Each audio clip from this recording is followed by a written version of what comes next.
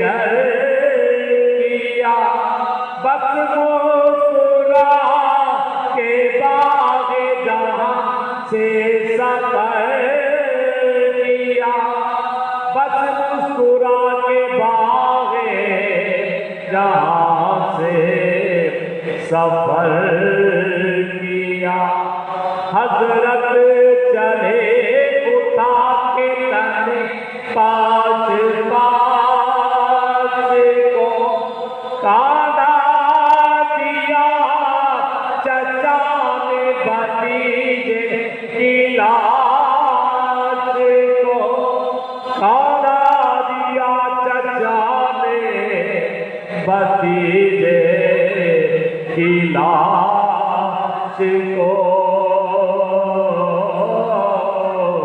گھوڑے سے جب کے پاس میں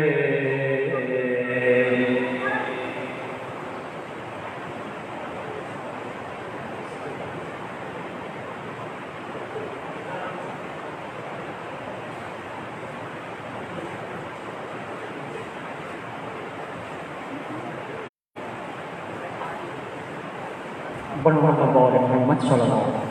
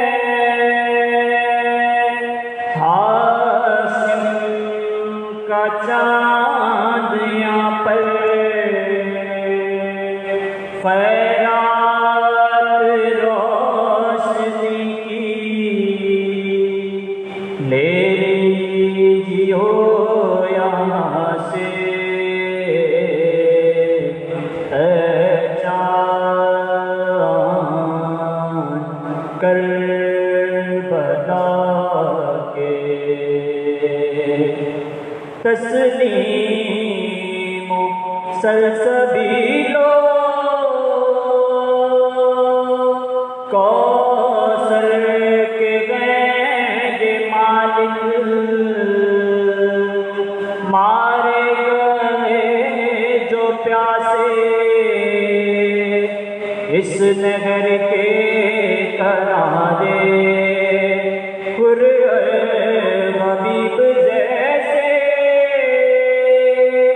جانباز آگے مارے گئے یہیں پر انصار شاگردی کے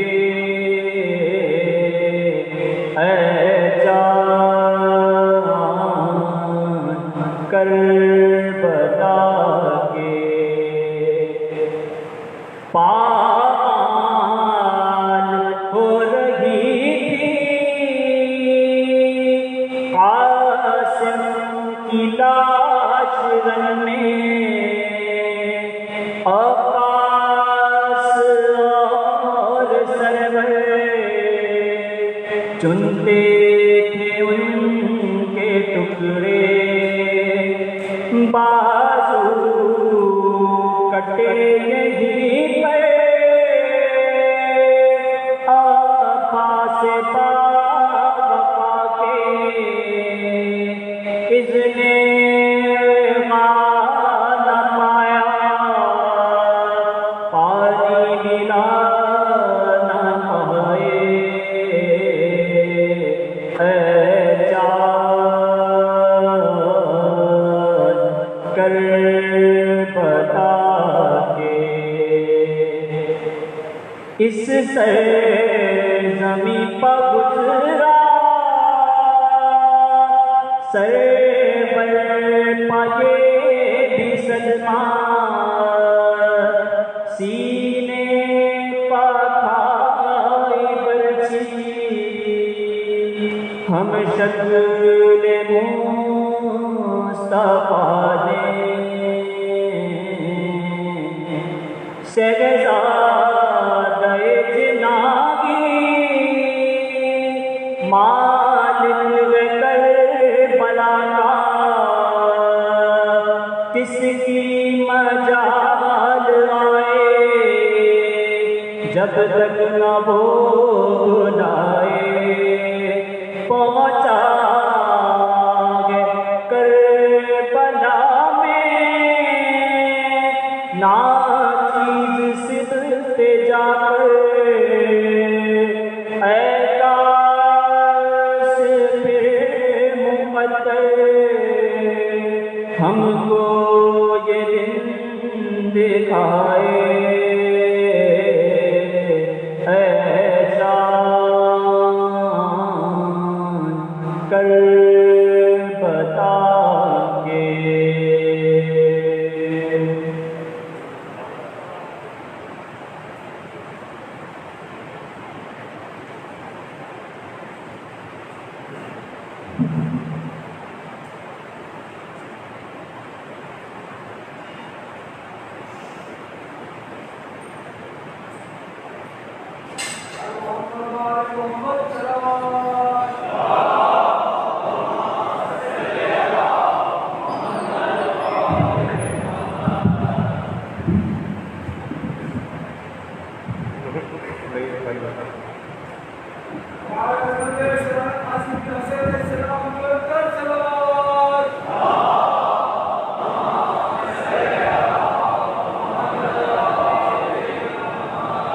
چند شعر پیش کر رہا ہوں۔ مجھے تکائے تم نہیں، ہاں مجھے تکائے تم نہیں، اتنا قضا کے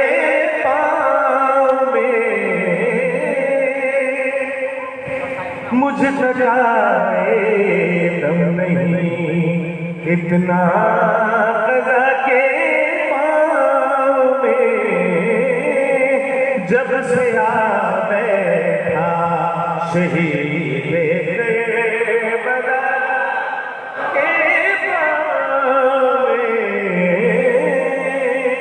اور اصغر بے شیر کی جرت پہ ہو لاکھوں سلام، اصغر شیر کی جرت پہ ہو لاکھوں سلام،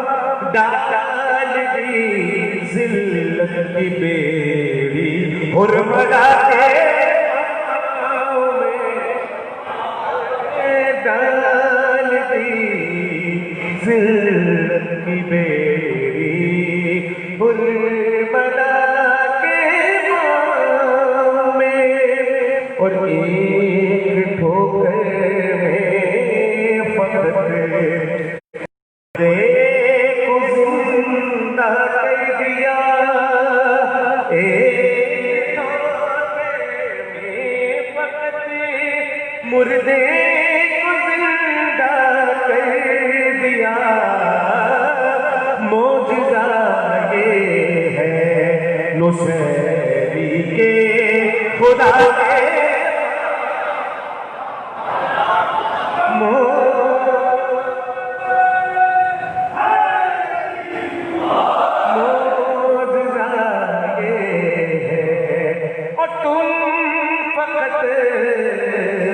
اماں کے پیروں پر ہی پھراتے پھرو، تم فقط اماں کے پیروں پر ہی پھراتے پھرو، روئی رہی ہیں جنتیں اہل عزا کے، رول رہی ہیں جنتیں اہل عزا کے پاؤں میں، مجھ تک آئے دم نہیں اتنا، دیکھ گئے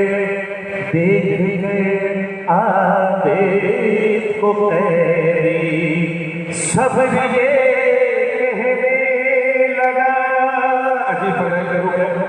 دیکھ کر عابد کو قیدی، صبر یہ کہنے لگا، ارے کس نے بیڑی ڈال دی میرے خدا کے،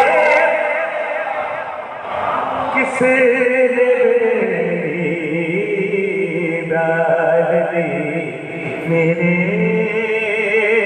خدا کے پاؤں میں، اور کئی بلا والے بہتر تھے وہاں ثابت قدم،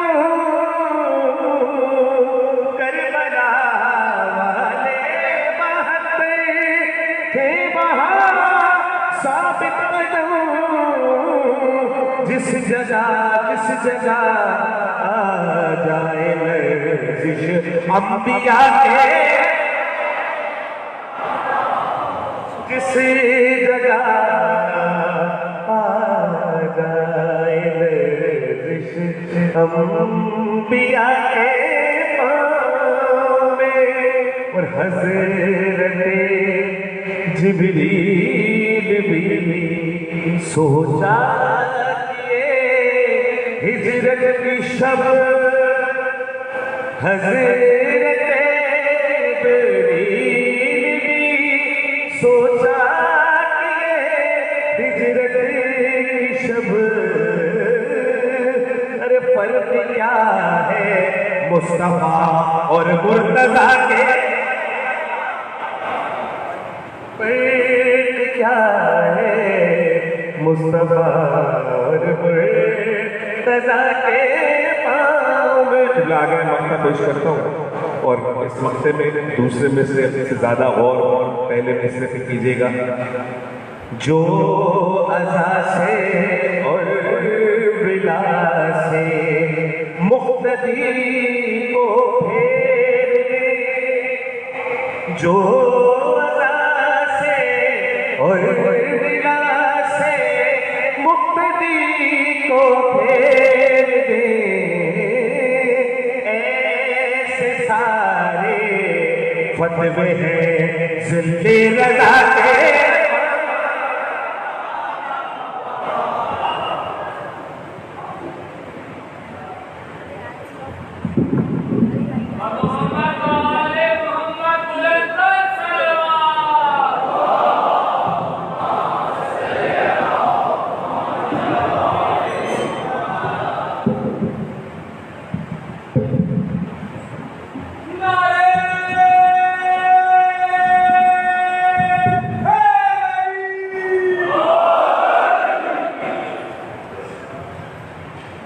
بسم اللہ الرحمن الرحیم. تمام تعریفیں اللہ کے لیے، درود و سلام محمد و آل محمد کے لیے صلوات.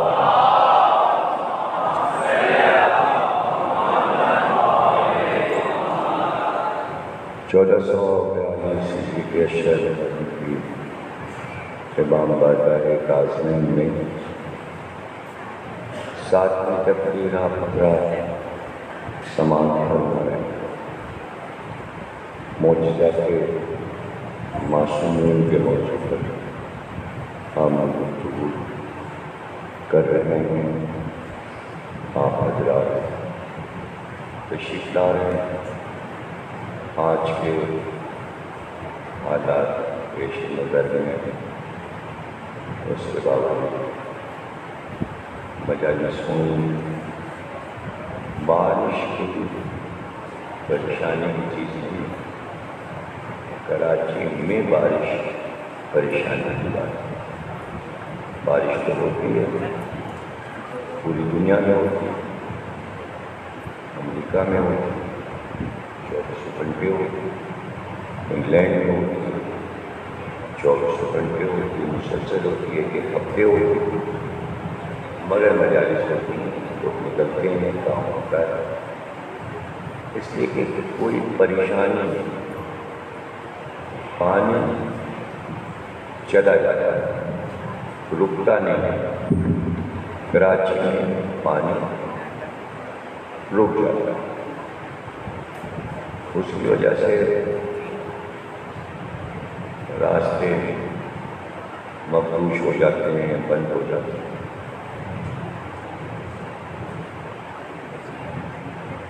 ہائے وغیرہ ہمیشہ ہوتی ہے، لیکن اس کا حل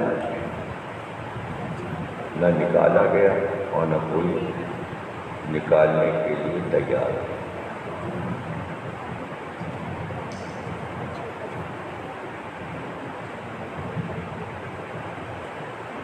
یہ سمجھ لیجیے کہ نیا ملک ایک یہ ہوتا ہے کہ ملک صدیوں کا پرانا ہوتا ہے. جیسے بہت سے ملک ہیں، پاکستان نیا ملک، سب کو یاد رہتا ہے آپ کتنے برس ہوئے بنے ہوئے. ایک چیز بنائی گئی پہلے سے نہیں تھی. جب کوئی چیز بنائی جاتی ہے تو ہر کام الٹا ہو جاتا ہے. صدیوں سے جو کام ہو رہا ہے اس کی ایک ترتیب ہوتی ہے، وہ بنا بنایا صحیح طریقے سے پورا نظام چل رہا ہو. لیکن جب بنایا جاتا ہے اور اگر چند عقل مند بناتے ہیں اور ایک آدھ بدعقل آ گئے تو بھی نظام خراب ہو جاتا ہے. اس لیے کہ عقل مندوں کو بدعقل کام کرنے نہیں دیتے. لیکن یہاں سرے سے سب بدلق ہو تو وہ کام تو بالکل ہی چوپٹ ہو. اور چوپٹ ہونے کے ساتھ ساتھ ایک مسئلہ یہ بھی ہے کہ کیا کریں، کچھ پتہ ہی نہیں کیسے کیا چلانا ہے، کیا کرنا ہے. تو نیا نظام اور پتہ کچھ نہیں، کرنا کیا اور بنا ڈالا.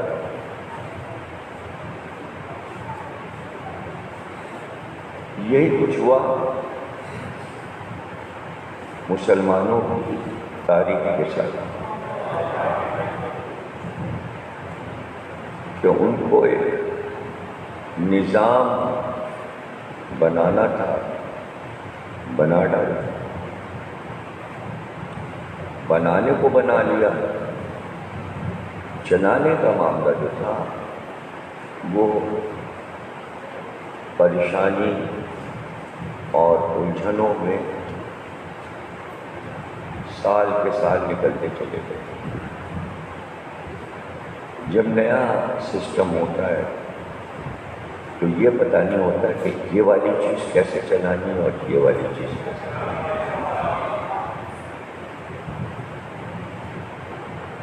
تو مدینے میں بھی یہی ہوا کہ بعد نبی ایک حکومت بن گئی اور وہ نئی تھی. اس سے پہلے ایسی کوئی حکومت بنی بھی نہیں تھی کہ نمونہ سامنے ہوتا. اب جو صدیوں کا بنا ہوا پرانا سسٹم تھا وہ نبوت کا تھا. 1,24,000 انبیاء آ چکے تھے اور اس پہ انہیں چلنا نہیں تھا. انہیں پھر نیا سسٹم بنانا تھا. اس لیے کہ نبوت تو اب ختم ہو گئی تھی تو نبوت تو چل ہی نہیں سکتی. تو اب جو چیز شروع کی ہے اس کے بارے میں یہ پتہ نہیں کہ یہ چلے گی کیسے. بنانے کو بنا لیا. اب جو بھی ہوتا جائے گا وہی اصول بن جائے گا. وہی اصول بن جائے گا. لیکن نبوت کا اصول یہ ہے کہ اللہ اس کو صاحب معجزہ بنائے, اس سے کہ تم نبی ہو اور اعلان کر دو کہ تم نبی ہو ہمارے. اور وہ اگر یہ پوچھیں کہ کیا ثبوت ہے تمہارے پاس کہ تم نبی ہو, کہنا جو کہو معجزہ دکھا جائے. تم جو کہو گے وہ ہو جائے. وہ ایک آدھ معجزے دیکھ لیتے تھے, سمجھ جاتے تھے واقعی آسمانی نبی ہے. اس طرح 1,24,000 انبیاء آئے اور صدیاں گزر گئیں. سب کو پتا تھا کہ انبیاء کا آنا اور جانا کیا ہے, مبعوث ہونا کیا ہے. یہ تھی بالکل نئی چیز. اس کے بارے میں چلانے والوں کو بھی نہیں معلوم تھا کہ یہ کیا ہے. اچھا, اب چلانے کے لیے چونکہ اصول نہیں, مقرر کردہ اصول نہیں تھے, تو اب بعد نبی ہنگامی طور پر سب لوگ جمع ہو گئے. کیا کریں؟ دیکھیے, جمع ہونا یہ بتا رہا ہے کہ سسٹم نہیں معلوم. تم بھی آؤ, تم بھی آؤ, تم بھی آؤ, تم بھی آؤ, لیکن اس کو شامل نہیں کرنا جسے سب معلوم ہے. اس کو پتہ نہ چلے, اس لیے کہ ہم خود کرنا چاہ رہے ہیں اور ہم ان سے نہ مدد لینا چاہ رہے ہیں نہ ہم انہیں شامل کرنا چاہ رہے ہیں اپنے کاموں میں. تو اب جو کیا انہوں نے خود ہی کیا. اب جو کام کیا انہوں نے تو کام ہو گیا, پھر ان کا انتقال ہو گیا. پھر سسٹم آگے چلانا ہے. اب کیا کریں, اب کیا کریں. پھر کچھ طے ہو گیا, ایسا کر لو.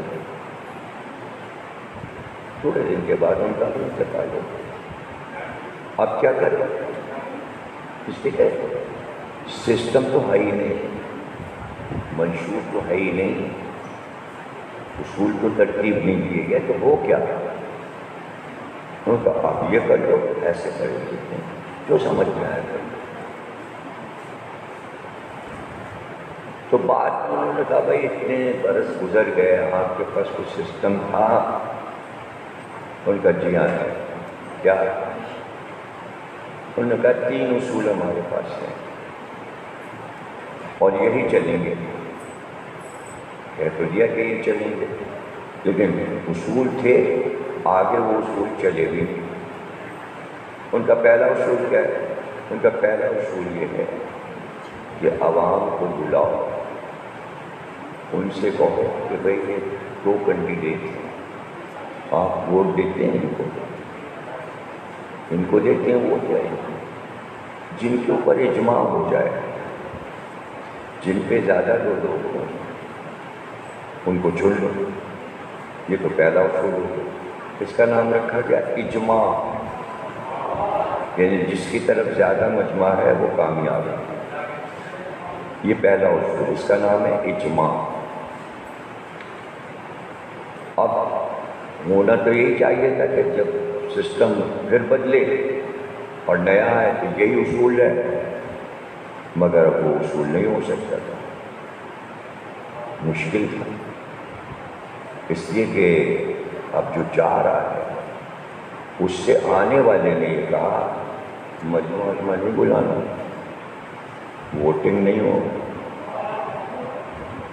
بس میں ہوں۔ ان کا پھر کیا کرے، لکھ دو کاغذ پہ،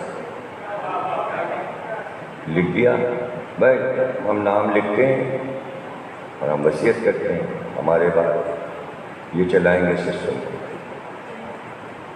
اب یہ دوسرا اصول آ گیا، ان کا یہ کیا اصول ہے، کہنے لگے پہلا اجماع، دوسرا وصیت ہے، یعنی پہلے والا دوسرے کے لیے جائے تو وصیت کر جائے تو وہ کامیاب ہے، اسی کو لیا جائے گا ان کا۔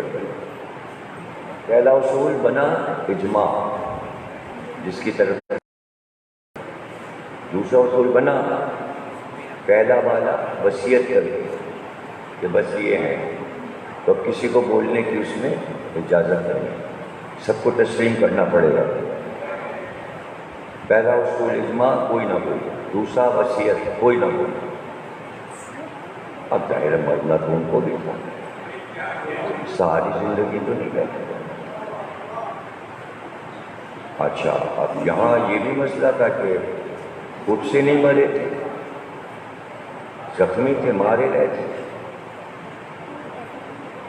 تو اب زخمی ہونے کے بعد 3 دن 4 دن کچھ دن زندہ رہے، تو اب سب کو فکر ہی لگی آگے کیا ہوگا، اب آپ کو نہیں بچتے، زخم بہت گہرا ہے، تو اب بچنے کی تو امید نہیں ہے۔ بتائیے اب کیا کریں۔ اب وہ تو بیچارے سیدھے سادھے یہ بنا گئے کہ وصیت کر دی، کاغذ پہ لکھ دیا بھائی یہ، یہاں سیدھا سادہ معاملہ ہی نہیں، یہاں تو سیاست پر بڑا عبور ہے، بظاہر مظاہرہ سیاست کا۔ بتائیے اب کیا ہوگا، آپ کے بعد کیا ہوگا۔ انہوں نے کہا کہ بھائی 6 آدمیوں کی کمیٹی ہم نے بنائی، میں لکھوا رہا ہوں، تم لکھو، 6 آدمی کی کمیٹی ہے، کمیٹی طے کرے گی کہ کون سسٹم کو چلائے گا۔ 6 آدمیوں میں سے ایک چنا جائے گا، اگر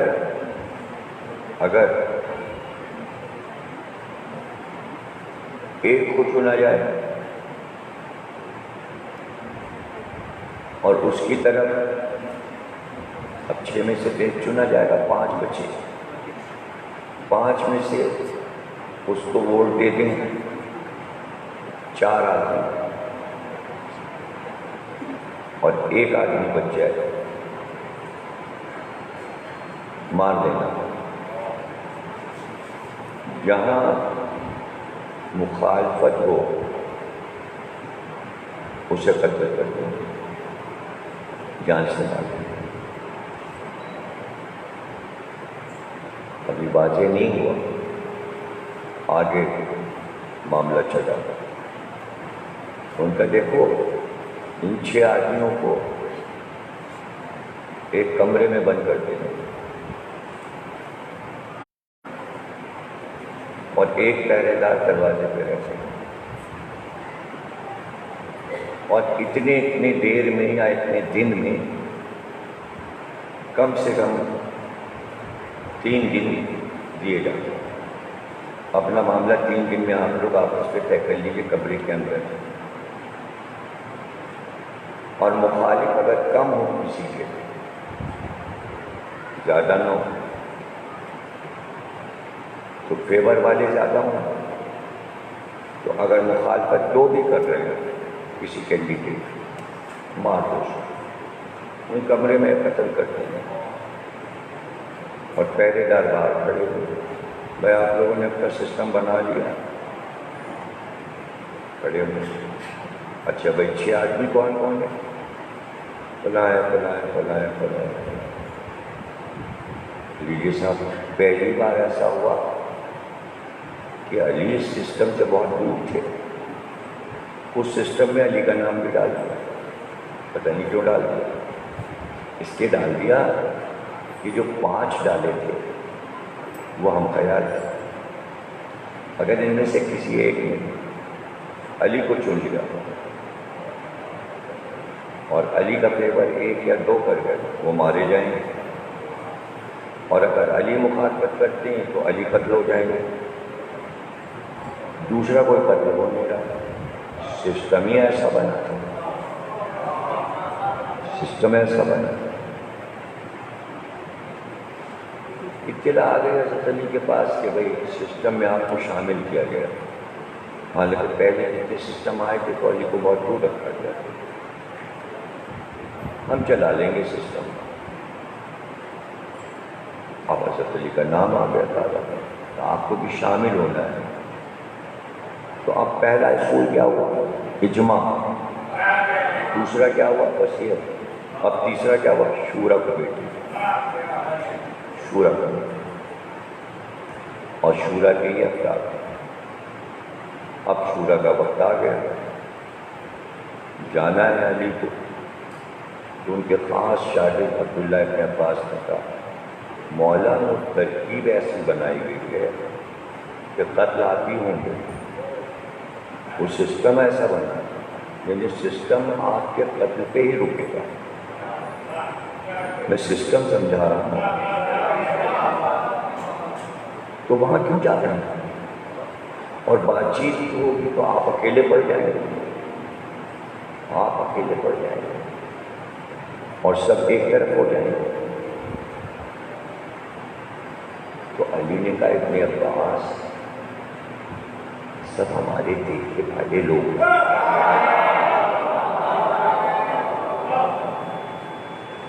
دیکھے بھائی، اب کسی کتاب میں نہیں روٹی کر، یہ ہے نہج البلاغہ، مولانا نے پورا خطبہ دیا ابن عباس، اور کیا جملے، کہ آپ کو خوف نہیں آ رہا ہمارے جانے کے آپ؟ ابن عباس نے، مولانا نے جواب دیا کیسی بات کرتے ہو ابن عباس، میں ان کے باپ دادا سے کب ڈرا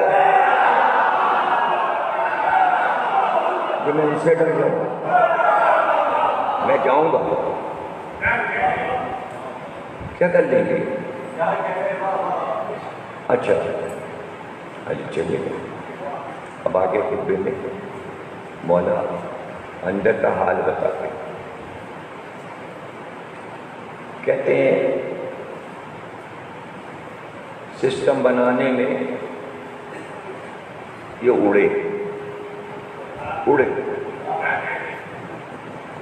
یہ سمجھ رہے تھے میں نہیں اڑ پاؤں گا، یہ اڑے، میں ان کے ساتھ اڑا، یہ گھبرا کے نیچے آئے، میں بھی نیچے آ گیا۔ ابھی پرندے کی خصوصیات کی تشبیہات سے علی نے سمجھا، اور پھر اس کے بعد سب سناٹا ہو گیا، صرف علی بول رہے تھے، جتنی فضیلتیں تھیں سب گنواتے اور کہلواتے تھے، مانتے ہو ایسا رسول اللہ نے میرے بارے میں کہا، یہ مانتے ہو یہ کام میں نے کیا، یہ آیت میرے لیے آئی، یہ آیت میرے لیے آئی، یہ آیت میرے لیے آئی، سب سے اقرار کروایا، سارے فضائل علی نے اپنے پڑھے، اور پھر ہوا وہی جیسا کہ سسٹم بنایا گیا تھا کہ علی کو پھر محروم کر دیا جائے۔ اب ظاہر ہے ہر ایک ہمیشہ تو نہیں زندہ رہتا، جانا تو ہر ایک کو ایک دن ہے، تو پھر یہ بھی گئے، یہ کچھ اور یہ ادا سے گئے، انداز سے گئے، یہ تو بہت ہی شور شرابے کے ساتھ گئے، اکیلے چلے جاتے نہیں، بہت سے لوگ رخصت کرنے والے تھے، بہت سا مجمع تھا، اب اس میں ہو گیا ہنگامہ، سسٹم میں ہنگامہ شامل ہو گیا. ابھی تک پرسکون تھا. 2 سلسلوں میں سسٹم ذرا پرسکون تھا. تیسرے کے ختم ہوتے ہوتے ہنگامہ. اب وہ ہنگامہ ایسا تھا کہ اسے سنبھالنا مشکل. اب لیجیے سب رخصت ہوئے, علی رہ گئے. جنہوں نے یہ طے کیا تھا کہ ہم رہیں گے, علی مارا جائے گا, حساب الٹا ہو گیا. سب مر گئے, علی رہ گئے. سب یہ سمجھتے تھے علی مر جائیں گے, ہم لوگ رہیں گے. سسٹم الٹ گیا, سب مر گئے, علی رہ گئے. اچھا, وہ سسٹم ان کا اپنا بنایا تھا. چونکہ اپنا بنایا تھا تو وہ سمجھے کہ ہم رہیں گے اور یہ مارا جائے گا. اور علی کے ساتھ حکمت الہی ہے, اس لیے اس نے الٹا کر دیا کہ تم مر جاؤ, علی رہیں گے. وہ کہہ رہے تھے علی تم مر جاؤ, ہم رہیں گے. اللہ نے کہا نہ, تم مر جاؤ, علی رہیں گے. سمجھ گئے نا؟ اب پوچھا کہ بھائی اب کیا ہوا؟ کہا علی کو لائے. کیوں لائے؟ آپ نے طے کر لیا تھا علی سے تو کوئی معاملہ طے ہی نہیں کرنا اس معاملے میں. پھر کیوں؟ تھا ہی نہیں کوئی تھا ہی نہیں. اچھا, جب کوئی تھا ہی نہیں تو پہلا اصول آپ نے بنایا تھا ووٹنگ, اجماع. دوسرا وصیت, تیسرا شورا. چوتھے میں کیا سسٹم بنایا؟ اس لیے کہ نہ یہاں اجماع ہوا, نہ ووٹنگ ہوئی, نہ کسی نے علی کے لیے وصیت کی, نہ علی کے لیے شورا کمیٹی بنائی گئی. یہ سسٹم میں چینج کیا ہوا ہے؟ تو چوتھا اصول کیا ہے؟ چوتھا اصول کیا ہے؟ کہہ رہے ہیں چوتھا اصول بس یہ ہے کہ کوئی نہیں تھا تو ان کو بنا دیا. بس یہی ہے چوتھا اصول. کہنے اس کے بعد کیا ہوا؟ کہنے پھر یہ ہوا, علی کے بعد یہ ہوا. پھر کیا ہوا؟ تو اس کے بعد یہ ہوا, پورے ملک نے ایک آدمی کی بیعت کری. کہ یہ کیسے کر لو؟ اس سسٹم کا کیا نام ہے؟ ان کا اس سسٹم کو ہمارے ہاں اجماع, وصیت اور شورا کے بعد اس کا نام ہم نے رکھا ہے قہر و غلبہ. یعنی ایک آدمی ایسا قہر پیدا کر دے عوام پر, قہر برسا دے کہ سب قہر زدہ ہو جائیں, اور پھر وہ غلبہ حاصل کر لے اور تمام چوں بھی نہ کر سکے. اچھا, یہ کہنے جی سب سے بہتر یہ رہا کہ اوروں میں اختلافات, کچھ نے مانا کچھ نے نہیں مانا, یہاں سب مانے ہوئے.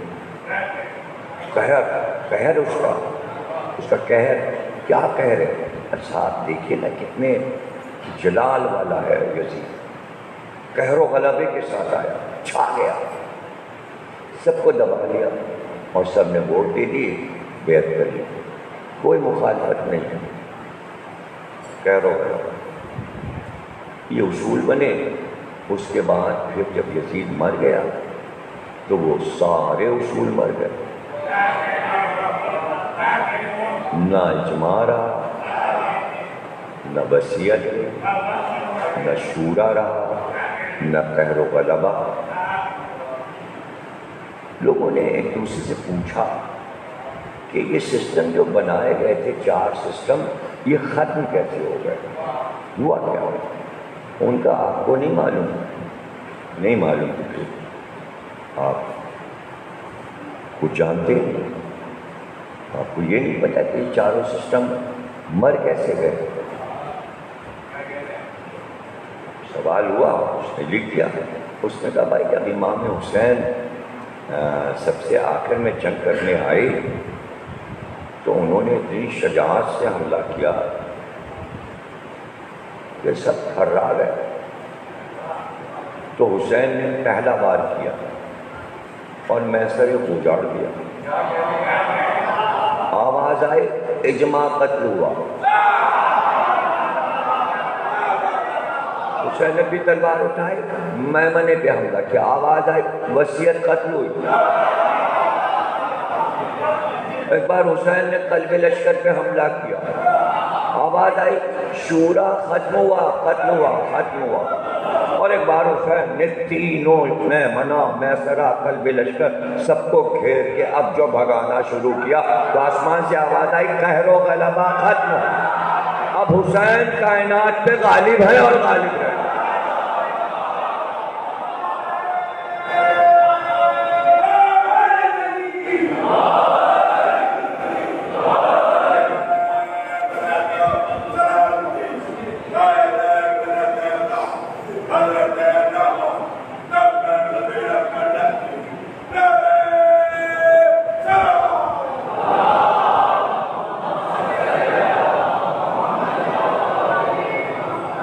بہت بہت شکریہ کہ آپ نے انتہائی دقیق موضوع, سنجیدہ موضوع, فلسفیانہ اور منطقانہ, اس کو بھی آپ نے ایسے ہی سنا جیسے روز سن رہے تھے.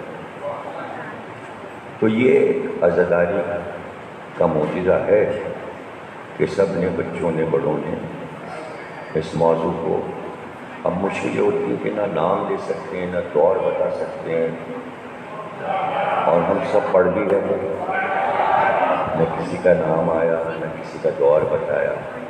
اشاعتاً بھی ہم نے کسی کا ذکر نہیں کیا علاوہ نام کے بھی, یعنی نمبرنگ بھی نہیں کی. لیکن یہ آپ کی ذہانت ہے کہ آپ سمجھیں. اب بس چند لمحوں میں اور یہ والی بات اسی سسٹم میں آتی ہے کہ تھوڑا سا ہے, لیکن ذرا اگر رک کے بیان کروں گا تو طویل ہو جائے گا. بس ڈر لگ رہا ہے کہ وقت بہت زیادہ ہو گیا. آج کی تقریریں سب چھوٹی چھوٹی اتنی زیادہ تر ہنگامی حالات کے پیش نظر. اب اس میں آتا ہے سسٹم میں نیا سسٹم. تو اس کی مثال میں اکثر جو میں نے بنائی ہوئی ہے سمجھانے کے لیے, مثال سے سمجھانا, اسی کو منطق کہتے ہیں, یہی منطق کہلاتی ہے. تو آپ کوئی بھی مثال لے لیں تو وہ منطق کہلائے گا, مثال سے سمجھانا. کہ جو میں مثالیں دیتا ہوں میری اپنی الگ یونیک مثالیں ہوتی ہیں. اس کو میں یہ کہتا ہوں کہ نیا مکان اور نئے مسائل. شروع کہاں سے ہوتا ہے؟ پہلے پلاٹ لینا, پیسے زیادہ نہیں ہے, پلاٹ لینا ہے. اب نیا مسئلہ شروع ہو رہا ہے سسٹم میں. پہلا مسئلہ مکان بنانا. تو سسٹم کیسے چلے گا؟ اسی مثال سے واضح ہو جائے گا کہ پریشانیاں کیا تھیں. ان کا بھی پیسے کم ہیں, ہاں تو پھر ایسا پلاٹ تلاش کریے, قسطیں جس میں ہوں, دھیرے دھیرے قسطیں ادا کریں. پلاٹ ہو گیا, قسطیں ہو گئی. اب بنانے کا مسئلہ آیا. سب سے پہلے پلاٹ پر ایک ہاؤس بنے گا اور کوشش کی جائے گی کہ نل آ جائے, پائپ لائن یہاں تک آ جائے. پانی کے بغیر مکان نہیں بن سکتا. تو ایک لائن لے کے, پائپ لائن لے کے, ایک ٹوٹی لگا کے وہ جو ہاؤس بنا ہے اس میں پانی بھر دو. چلیے پانی کا مسئلہ حل ہو گیا, اس لیے کہ گارا جو بنے گا وہ پانی سے بنے گا. اب مزدوروں کا انتخاب, اور مزدوروں کا انتخاب آپ کر نہیں سکتے. آپ کو راج مستری ہیڈ لینا ہے, ٹھیکیدار لینا ہے. ٹھیکیدار سارا سسٹم طے کرے گا, کتنے دن میں بنے گا, کتنا پیسہ لگے گا, یہ سب ہوگا, وہ آپ کو بتائے گا. کے ڈی اے سے آپ کو نقشہ پاس کرانا ہے, کم سے کم رشوت آپ کو 50,000, زیادہ سے زیادہ 5 لاکھ. اگر جان پہچان ہے یعنی کہ موٹا نقی جیسے کہ KD میں ہے، اس سے کہہ دیا تو وہ کہے گا 50 میں کام چل جائے گا، وہ کام آپ کا کرا دے گا، بڑا سمجھدار آدمی۔ یا جیسے ارتضیٰ جون پوری ہیں، پانی پہ ہیں، تو وہ تھوڑے پیسے دلوا کے ڈائریکٹر کو پائپ لائن کروا دیں گے۔ میں مثالیں دے رہا ہوں، بتا دیے گا ان کو کہ آپ لوگوں کی مثالیں آئی تھیں۔ ارتضیٰ اس میں واٹر والے میں، اور یہ نقی جو ہے KD ہے۔ تو جناب عالی یہ ایسی لوگ اداروں میں ہیں، وہ مدد کر دیتے ہیں کبھی کبھی۔ خیر یہ مسئلے حل ہوئے۔ اب سنا پرمٹ سے جو ہے وہ ایک بوری سیمنٹ مہنگی ہے، 300-400 500 روپے سیمنٹ کی بوری ہے۔ کتنی بوریاں لگیں گی وہ بھی ہو گئی۔ اب اسٹیل مل کا مسئلہ ہے، سریے کتنے لگیں گے، پھر بلال، سب سامان جمع ہو گیا، بننا شروع ہوا۔ مصیبتیں آتی رہیں جب تک چھت پڑے، ایک مصیبت تھی چھت کا پڑنا۔ اب اس کے بعد پلاسٹر ہوگا، پھر ایک مرحلہ آئے گا، کلر ہوگا، پھر لکڑی کا کام شروع ہوگا، دروازے لگیں گے، کھڑکیاں لگیں گی، پھر شیشے لگیں گے، سج جائے گا، پھر ڈیکوریشن کا مسئلہ ہوگا، صوفے کہاں رکھے جائیں، بیڈ کہاں ہو، ڈائننگ روم کہاں ہو، پھر وہ سارا سامان خریدیے۔ یعنی جب تک سسٹم بنا نہیں، مکان پریشان کیے ہوئے، اور پہلے سے کچھ پتہ نہیں کہ آگے کیا ہوگا۔ تو اب جو بھی ہو گیا نہ پہلے سے طے ہے کہ رنگ کیا ہوگا، کلر کیا ہوگا، نقشے میں ڈرائنگ روم کہاں ہوگا، بیڈ روم کہاں ہوگا، بیٹھک کہاں ہوگی، ٹی وی لانچ کہاں ہوگا، ہو گیا وہ سسٹم بن گیا۔ بس جناب ایسے ہی نیا مکان اور نئے مسائل۔ سسٹم شروع ہوا سقیفہ کے بعد تو نیا مکان نیا سسٹم،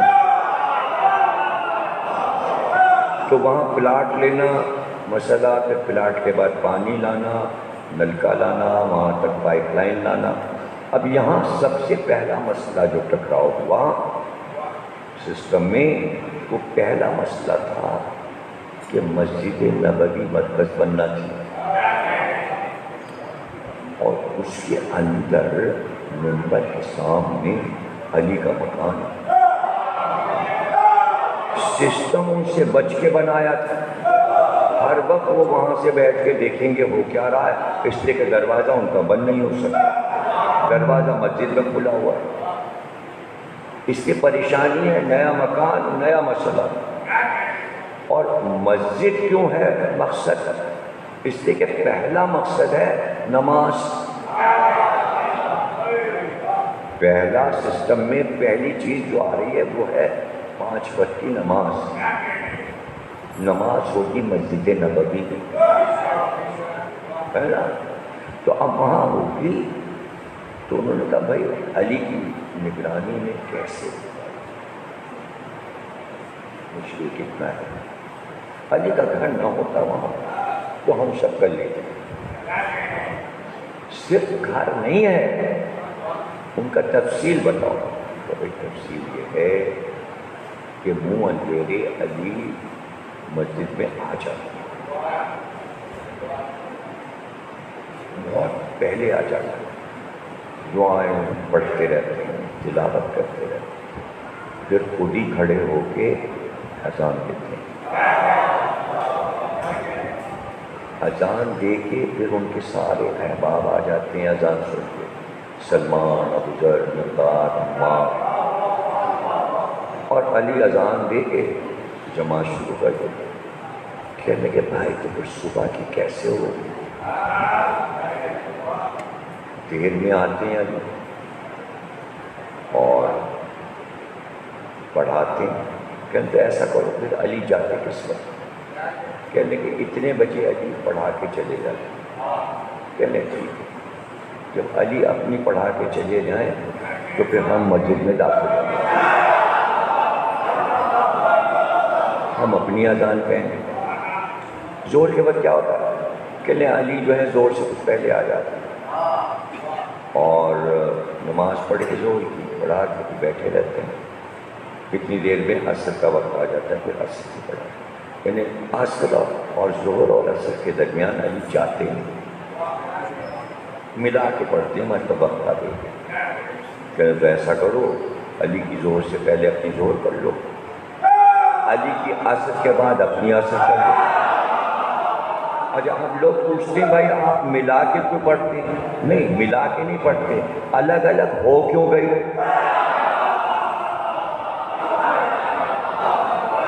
یہی مغرب میں ہوا.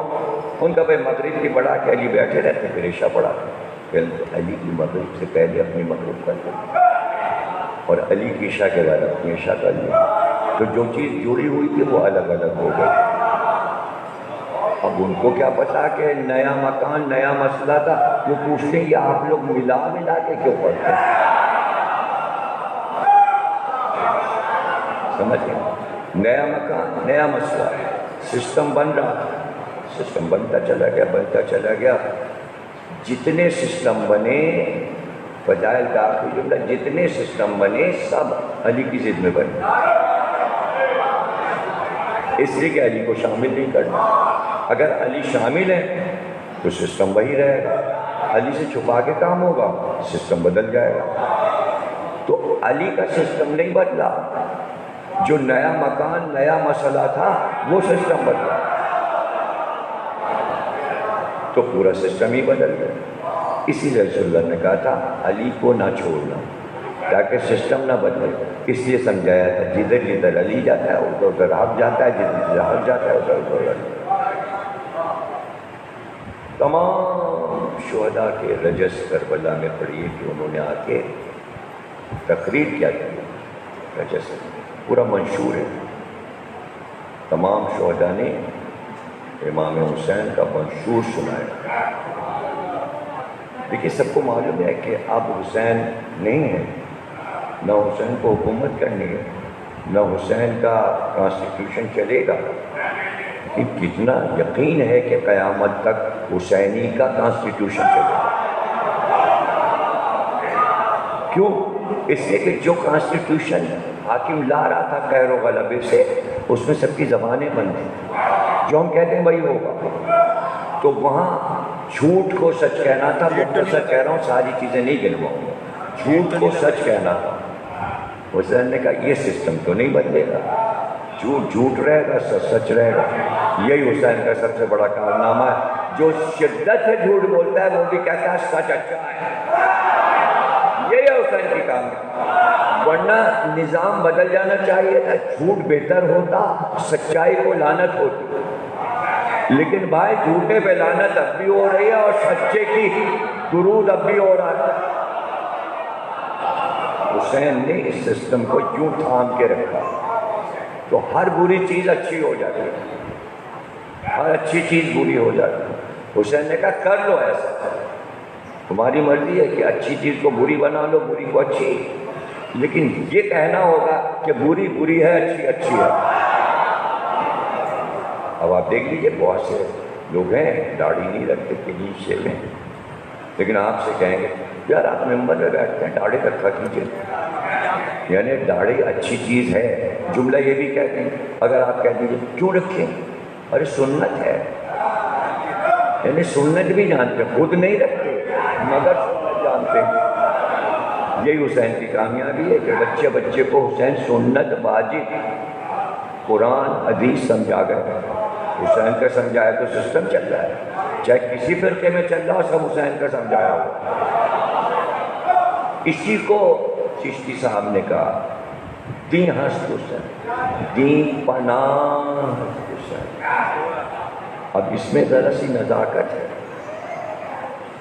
حسین کا دین کوئی نہیں ہے، سب کا دین ہے، سب کا دین ہے. لیکن سب کا دین حسین کی پناہ میں. تو آپ کہیں گے حسین کا کون سا دین ہے؟ وہ پہلے کہہ دیا حسینی تو دین ہے. دیکھیے وہاں یہ نہیں کہتے کہ حسین کس دین پہ چلتے تھے. بات صاحب کرتی تم دین پہ چلو وہ تو خود ہی دین تھے، یعنی تم حسین پر چلو تو پوری دنیا حسین پہ چل رہی ہے۔ حسین کا نام دین ہے، سب لوگ اس پہ چل رہے ہیں۔ سب کے مذہب کا نام دین ہے اور سب کے دین حسین کی پناہ میں، اور خود حسین دین۔ اس لیے وزارت میں کہا جاتا ہے گھوڑے سے گرے تم نے نمازوں کو قتل کر دیا، تم نے روزوں کو قتل کر دیا، تم نے شریعت کو قتل کر دیا۔ گھوڑے سے جو گرا ہے شریعت کو گرا ہے۔ تو سب شہزادوں کے رجس میں یہ باتیں بیان ہیں، منشور دے رہے ہیں، حسینیت کا منشور بن رہا ہے۔ وہ سسٹم گیا، پرانا ہو گیا۔ پوچھ رہے ہیں قاسم سے موت کیسی ہے شہادت کی تمہاری نظر میں؟ کہا چچا آج کی موت تو شہد سے زیادہ تھی، اس سے پہلے کسی نے شہادت کی موت کا مزہ ہی نہیں بتایا۔ اس لیے کہ جو شہید ہوتا تھا وہ چلا جاتا تھا، مزہ کون بتاتا؟ یہ قاسم کو کیسے پتہ چل گیا کہ شہادت کی موت کا مزہ جو ہے وہ شہد کی طرح میٹھا ہے؟ بہت اس کے اوپر لکھا گیا ہے کہ حضرت قاسم کو کیسے پتہ چل گیا۔ اور بھائی کیوں نہ پتہ چل جاتا؟ صاحب نہج البلاغہ کے پوتے تھے، دادا نے سلونی کہا تھا قاسم ان کے پوتے تھے۔ ایک باغ میں کھڑے ہوئے تھے، 10-12 سال کے تھے۔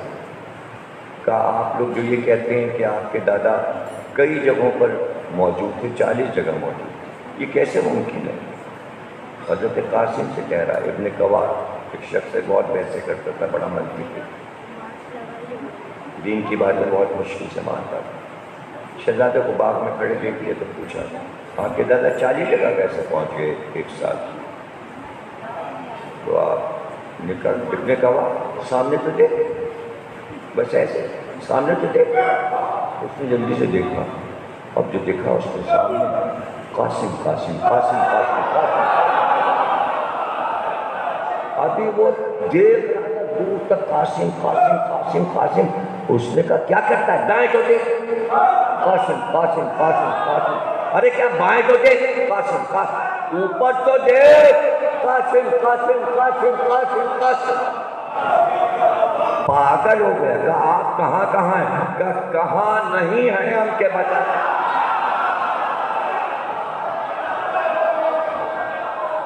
جدھر دیکھے گا میں نے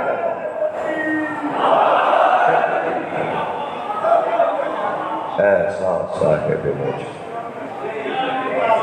جو صاحب موجزہ ہو وہ موت کا مزہ، وہ بھی شہادت کی موت کا مزہ۔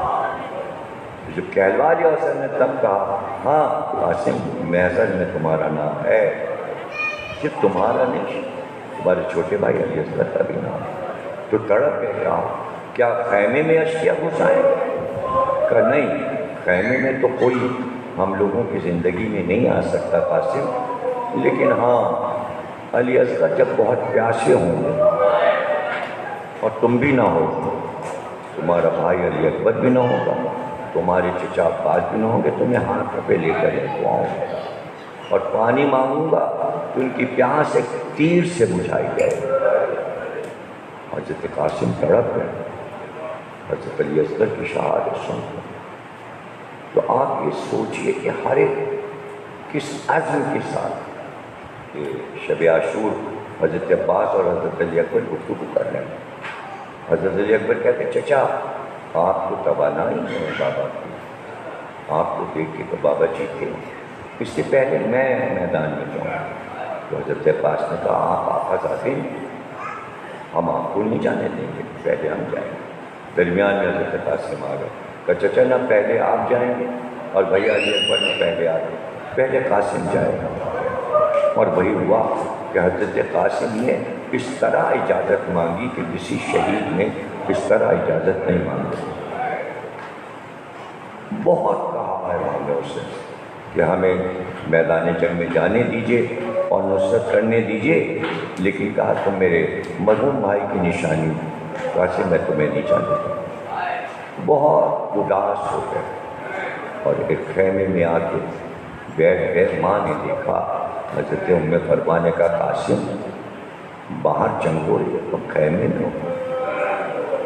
کہا اماں جانے نہیں دیتے، چچا مجھے جانے نہیں دیتے۔ ماں نے ایک بار کہا قاسم جب تمہارے بابا رخصت ہو رہے تھے تو تمہارے بازو پر ایک وصیت نامہ باندھا اور کہا تھا جب کوئی بلا اور مصیبت کا دن آئے تو اسے کھول کر پڑھ لو۔ قاسم ذرا اسے کھولو۔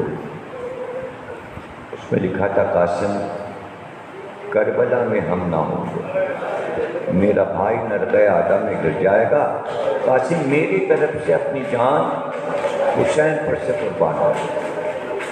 حضرت قاسم وہ تحریر لے کر امام حسین کے پاس آئے اور کہا دیکھیے چچا بابا نے یہ تحریر لکھی ہے۔ امام حسین بھائی کی تحریر دیکھ کر بہت روئے، بہت فریاد کیا، پھر قاسم کو گلے سے لگایا، لیکن یہ نہیں کہتے حسین کہ قاسم جاؤ میدان جنگ۔ ایک بار حضرت قاسم زمین پر بیٹھ گیا اور امام حسین کے ہاتھوں کو چومنے لگے، ہاتھوں کو چومتے چومتے قدموں پہ گرے اور امام حسین کے پاؤں چومنے لگے۔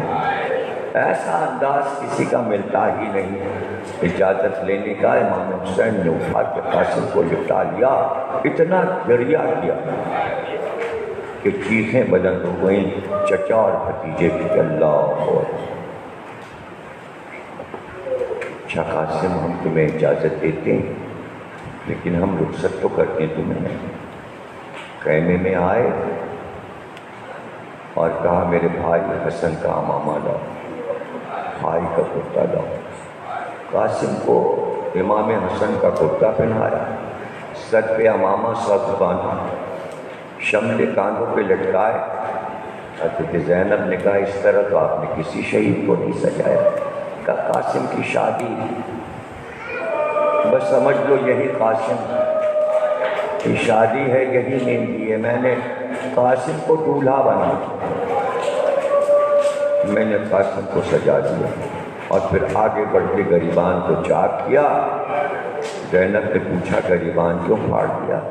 کہ عرب میں غریبان پھٹنا یتیم کی نشانی ہے، شاید یہ اشقیاء رحم کریں کہ یہ حسن کا یتیم ہے اور زیادہ تیر نہ چلائیں، لیکن مقتل نے لکھا کہ صرف تیر و تلوار نہیں، قاسم کو پتھروں سے مارا گیا، چاروں طرف سے قاسم پہ پتھروں کی بارش، اور واحد شہید قاسم ہے کہ جن کے لاشے کے ساتھ یہ ہوا کہ جب گھوڑے سے گرے تو پکارتے تھے چچا قاسم کو بچا، اور جب حسین میدان میں پہنچے تو اس وقت اشقیاء قاسم کی لاش پہ گھوڑے دوڑا چکے تھے، ادھر کے گھوڑے ادھر کے گھوڑے ادھر، اور جب لاشے پر پہنچے عباس نے اشقیاء کو بھگایا اور حسین بیٹھ گئے تو کہا ہائے قاسم تو ہے اس دنیا پر کہ تو پکارتا رہا اور چچا تیری مدد کو نہ آیا۔ اب جو لاشے کو دیکھا تو حسین کیا کرتے، لاش کیسے اٹھائیں، ایک بار آبا کو بچھایا اور دوڑ دوڑ کر مختلف جگہ سے قاسم کے ٹکڑوں کو اٹھا کر آبا میں رکھا، اس کو باندھ کر کاندھے پہ رکھا، لے کر چلے، خیمے کے در تک آئے۔ ماں دیر سے کھڑی ہوئی انتظار کر رہی تھی، اب میرے بچے کا لاشا آئے گا۔ پکار کر ام فروا نے کہا حسین میرے بچے سے کیا قطع ہوئی، سب کے لاشے لائے لیکن قاسم کا لاشا نہیں لائے، کا لاشا تو نہیں آیا۔ یہ کہہ کر اپنے کاندھے سے بندھی ہوئی ابا گرے خیمہ پہ رکھا، کہا ام فروا لاشا تو نہیں ہے، یہ تمہارے لال کی نشانی ہے۔ ایک بار ماں نے دیکھ کر اپنے منہ پہ تماچے لگائے، کہا قاسم صبح تو جب تم گئے تھے تو اس طرح کہ نہیں تھے، تم تو لباس پہنے ہوئے تھے، تم تو شہزادے لگ رہے تھے، اے قاسم تم پہچانے نہیں جاتے۔ ماں نے سر پیٹ کر قاسم کے لاش کے ٹکڑے دیکھے، اللہ اکبر، کیا کیا ظلم آل محمد پر ہوا ہے۔ جب آپ شمران کی پہاڑی پر جائیں، اوپر چڑھیں تو وہاں ایک زیارت گاہ حضرت قاسم کی بنی ہے۔ اس کے بارے میں مختار آل محمد نے تفصیل لکھی ہے کئی کتابوں کے حوالے سے کہ جب شام ہوئی، شام غریبہ میں سب کے سر کاٹے گئے، تو 11 محرم کی صبح ہر شہید کا سر نیزے پہ چڑھا دیا گیا۔ تو قبیلے والے لڑ کر کہتے تھے فلاں سر ہمیں چاہیے، فلاں سر ہمیں چاہیے، اس لیے کہ یہ ہم سے لڑا تھا، ہمارے لوگوں کو مارا ہے، اس کا سر ہم نیزے پہ لے کر چلیں گے۔ تو چونکہ قاسم نے کئی پہلوانوں کو مارا تھا اور ایک قبیلے کے بہت سے پہلوانوں کو مارا تھا، انہوں نے قاسم کا سر لے لیا، اور جب چلنے لگے تو انہوں نے عمر سعد سے کہا قاسم کا سر ہم لے جائیں۔ وہ قبیلے والے قاسم کا سر لے گئے اور لے جا کر جہاں رہتے تھے وہاں رکھا، لیکن جب آدھی رات آتی تو اسی جگہ پر ایک خاتون رہتی تھی، اس کا نام تھا زیتون۔ وہ راویہ ہے، کہتی ہے کہ یہ تو مجھے پتہ چل گیا تھا کہ کربلا کے لوگ جو سپاہی بن کر گئے تھے اس قبیلے کے واپس آئے ہیں، لیکن یہ نہیں معلوم تھا کہ وہ کیا کر کے آئے ہیں اور کیا ان کے ارادے ہیں۔ وہ کہتی ہے ایک رات، آدھی رات کو میری آنکھ کھل گئی تو مجھے ایسا محسوس ہوا میدان میں کوئی دوڑ رہا ہے، تو میں باہر آ گئی دیکھنے کے لیے کہ معاملہ کیا ہے۔ تو میں نے دیکھا وہ قبیلے والے سارے گھوڑوں پہ بیٹھے ہوئے تھے، ان کے ہاتھوں میں بڑی بڑی چھڑیاں تھیں، اور میں نے دیکھا کہ بیچ میں کوئی گول چیز رکھی ہے۔ پھر وہ گھوڑے پہ دوڑ کے آتے اور چھڑی سے اس کو مارتے، پھر دوسرا سوار آتا پھر اسے مارتا۔ میں بڑی پریشان تھی کہ میں پتہ لگاؤں کہ یہ کیا ہے۔ پھر ایک دن مجھے پتہ چل گیا کہ یہ حسن کے بیٹے قاسم کا سر لائے ہیں، اور دشمنی اس طرح نکالتے کہ راتوں کو میدان میں قاسم کا سر رکھ کر گھوڑے پر بیٹھ کر قاسم کے سر پہ ضربے ماتب حسین